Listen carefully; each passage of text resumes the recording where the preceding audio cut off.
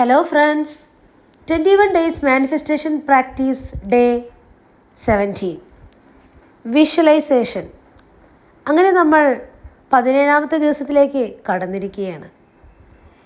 ഇന്ന് വിഷ്വലൈസേഷനെ കുറിച്ചാണ് ഞാനിവിടെ പറയാൻ പോകുന്നത്. എന്തുകൊണ്ടാണ് ഒരുപാട് പേർക്ക് തങ്ങളുടെ ലക്ഷ്യങ്ങളും സ്വപ്നങ്ങളും നേടാൻ കഴിയാത്തത്? ഭൂരിപക്ഷം പേരും തങ്ങളുടെ ജീവിതത്തിൽ പലപ്പോഴായി ഗോൾ സെറ്റും ചെയ്യും. എന്നാൽ അതിൽ തുടർന്നു പോകാൻ സാധിക്കാതെ അവരത് പാതി വഴിയിൽ ഉപേക്ഷിക്കേണ്ടി വരികയാണ് ചെയ്യുന്നത്. എന്തുകൊണ്ടാണ്? അതിൻ്റെ പ്രധാന കാരണം ശരിയായ രീതിയിലല്ല അവർ വിഷ്വലൈസേഷൻ നടത്തുന്നത് എന്നതാണ്. അതായത് ഭാവന. നമുക്കറിയാം, നമ്മുടെ സബ് കോൺഷ്യസ് മൈൻഡിന് ഇമേജുകളോ ഫീലിങ്സോ ആണ് നമ്മൾ കൊടുക്കേണ്ടത്. അതിൻ്റെ ഭാഷ അതാണ്. അതുകൊണ്ട് തന്നെ കൃത്യമായ വിഷ്വലൈസേഷനിലൂടെ നമ്മൾ ആഗ്രഹിച്ച കാര്യം നടത്തി തരുവാൻ ഉപബോധ മനസ്സ് പ്രയത്നിക്കും.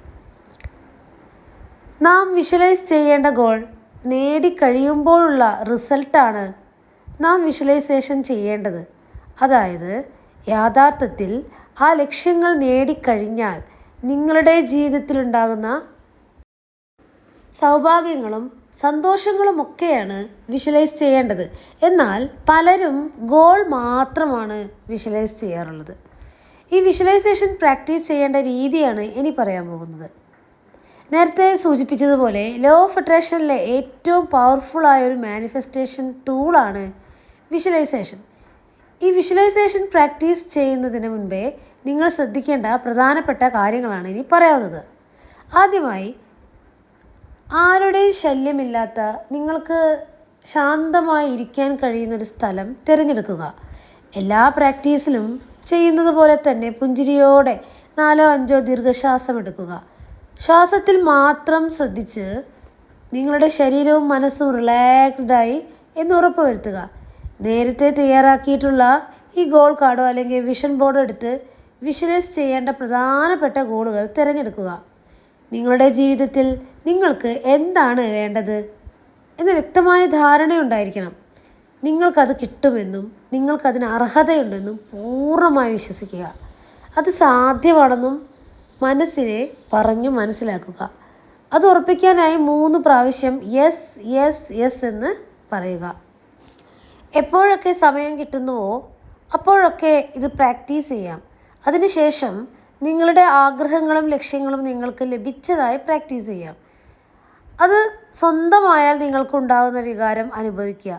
ഈ വിഷ്വലൈസേഷൻ കഴിഞ്ഞാൽ അപ്പോൾ തന്നെ ചെയ്യേണ്ടത് സന്തോഷം നൽകുന്ന കാര്യങ്ങളിൽ മനസ്സ് ഫോക്കസ് ചെയ്യുക എന്നതാണ്. ഇതിൻ്റെ ഭാഗമായി അഡ്വാൻസ് ഗ്രാറ്റിറ്റ്യൂഡ് കൂടി പ്രാക്ടീസ് ചെയ്യാം.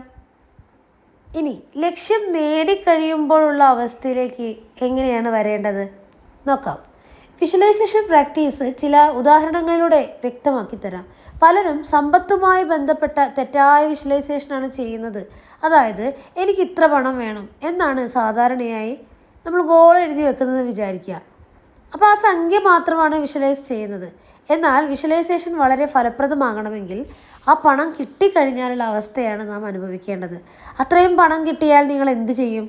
ആഗ്രഹിച്ച കാര്യങ്ങൾ സ്വന്തമാക്കും, ഇഷ്ടപ്പെട്ട സാധനങ്ങൾ വാങ്ങും, പ്രിയപ്പെട്ടവർക്ക് സമ്മാനങ്ങൾ നൽകും, കുടുംബമൊത്ത് യാത്ര പോകും, ഇഷ്ടഭക്ഷണം കഴിക്കും, കുറച്ച് പണം ചാരിറ്റിക്ക് വേണ്ടി ചെലവഴിക്കും. ഇത്തരത്തിൽ പണം കിട്ടിയാൽ നിങ്ങൾ ചെയ്യുന്ന 10 കാര്യങ്ങളെങ്കിലും പുഞ്ചിരിയോടെ വിഷ്വലൈസ് ചെയ്യുക. ഇതൊക്കെ ചെയ്യുമ്പോഴുള്ള നിങ്ങളുടെ ഉള്ളിലുണ്ടാകുന്ന സന്തോഷം ഇപ്പോഴേ അനുഭവിക്കുക. നിങ്ങൾ സമ്മാനങ്ങൾ നൽകുമ്പോഴും മറ്റുള്ളവരെ സഹായിക്കുമ്പോഴും അവരുടെ മുഖത്തുണ്ടാകുന്ന പുഞ്ചിരി ഫീൽ ചെയ്യുക. ഈ അനുഭവങ്ങൾ എത്രത്തോളം ആഴത്തിൽ നിങ്ങൾക്ക് അനുഭവിക്കാനാകുന്നുവോ അത്രത്തോളം വേഗത്തിൽ നിങ്ങളുടെ ലക്ഷ്യങ്ങൾ നിങ്ങളുടെ അരികിലെത്തും. ഇനി നല്ലൊരു വീടാണ് നിങ്ങളുടെ സ്വപ്നമെങ്കിൽ വീട്ടിൽ താമസിക്കുന്നത്. അതുപോലെ നിങ്ങളുടെ വീട് സാക്ഷാത്കരിക്കുമ്പോഴുള്ള അനുഭവം അതൊക്കെ മനസ്സിലേക്ക് കൊണ്ടുവരിക. ഡൈനിങ് ടേബിളിൽ കുടുംബവുമായി ഒന്നിച്ചിരുന്ന് ഭക്ഷണം കഴിക്കുന്നത്, പങ്കാളിയുടെ കൈപിടിച്ച് ബാൽക്കണിയിൽ ഇരിക്കുന്നത്, നിങ്ങളുടെ കുഞ്ഞുങ്ങളും മുറ്റത്ത് ഓടിക്കളിക്കുന്നതൊക്കെ മനസ്സിൽ കാണുക. നിങ്ങളുടെ വീട്ടിലേക്ക് സുഹൃത്തുക്കൾ വരുന്നതായിട്ടും അവരെ നിങ്ങളുടെ വീട് അഭിമാനത്തോടെ കാണിച്ചു കൊടുക്കുന്നതായും വിഷ്വലൈസ് ചെയ്യുക. നിങ്ങളുടെ മാതാപിതാക്കളുടെ വലിയ അനുഗ്രഹമായിരിക്കും നിങ്ങൾക്ക് ലഭിക്കുന്നത് എന്ന് നിങ്ങൾ കാണുക. അതേപോലെ അവരുടെ കൈ പിടിച്ച് ആ വീട്ടിലേക്ക് കൊണ്ടുപോകുന്നതായിട്ടൊക്കെ മനസ്സിൽ കാണുക. ഇത്തരത്തിൽ വീടുമായി ബന്ധപ്പെട്ട 10 കാര്യങ്ങളെങ്കിലും കാണുക. ഇതുപോലെ നിങ്ങൾക്ക് നല്ലൊരു ജോലിയാണ് നിങ്ങൾ വിഷ്വലൈസ് ചെയ്യുന്നതെങ്കിൽ ആ ജോലി ലഭിക്കുമ്പോഴുണ്ടാകുന്ന സന്തോഷം, ആ ജോലി ലഭിച്ചു കഴിഞ്ഞാൽ നിങ്ങൾക്ക് കിട്ടുന്ന ആദ്യത്തെ വരുമാനം, ഇതെല്ലാം ഫീലിങ്സോടുകൂടെ നിങ്ങൾ വിഷ്വലൈസേഷൻ ചെയ്യുക.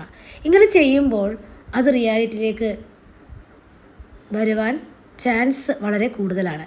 എന്തുകൊണ്ടാണ് ഇങ്ങനെ വിഷ്വലൈസ് ചെയ്യണമെന്ന് പറയുന്നത്? ഇതിന് ഒരു ഉദാഹരണം പറയാം.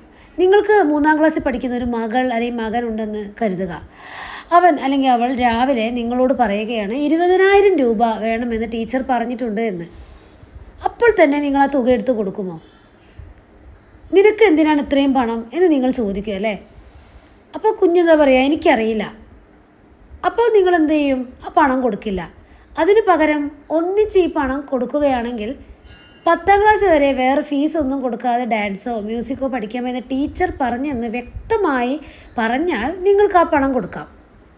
നാം പ്രപഞ്ചശക്തിയോട് പണം ചോദിക്കുമ്പോഴും ഇങ്ങനെ തന്നെയാണ്. നിങ്ങൾ ആ പണം എങ്ങനെ ചിലവഴിക്കും എന്ന കാര്യത്തിൽ വ്യക്തമായ ധാരണ വേണം. വിഷ്വലൈസേഷൻ ചെയ്യുമ്പോൾ നാം പ്രത്യേകം ശ്രദ്ധിക്കേണ്ട കാര്യം ഇതാണ്. ഇനി പണമായിക്കോട്ടെ, എന്തുമായിക്കോട്ടെ, ഇത് കുട്ടികളെയും പറഞ്ഞ് മനസ്സിലാക്കി കൊടുക്കുക. റാങ്ക് ഹോൾഡർ ആകണം എന്ന് വിഷ്വലൈസ് ചെയ്യുന്നതിന് പകരം റാങ്ക് വാങ്ങിയതിന് സ്കൂൾ അസംബ്ലിയിൽ അവരെ അനുമോദിക്കുന്നതും സമ്മാനം ലഭിക്കുന്നതും കൂട്ടുകാർ കൈയടിക്കുന്നതുമൊക്കെ മനസ്സിൽ കാണാനായി അവരോട് പറയുക. അപ്പോൾ നിങ്ങളെല്ലാവരും വിഷ്വലൈസേഷൻ ചെയ്യുമല്ലോ. കൃത്യമായി വിഷ്വലൈസേഷൻ പ്രാക്ടീസ് ചെയ്യുകയാണെങ്കിൽ അതിൻ്റെ റിസൾട്ട് നിങ്ങൾക്ക് ലഭിക്കുന്നതാണ്. അപ്പോൾ ഇന്നത്തെ വീഡിയോ ഇത്ര മാത്രമേ ഉള്ളൂ. വീഡിയോ എല്ലാവർക്കും ഇഷ്ടമായെങ്കിൽ ഷെയർ ചെയ്യുക, ലൈക്ക് ചെയ്യുക, സബ്സ്ക്രൈബ് ചെയ്യുക. താങ്ക്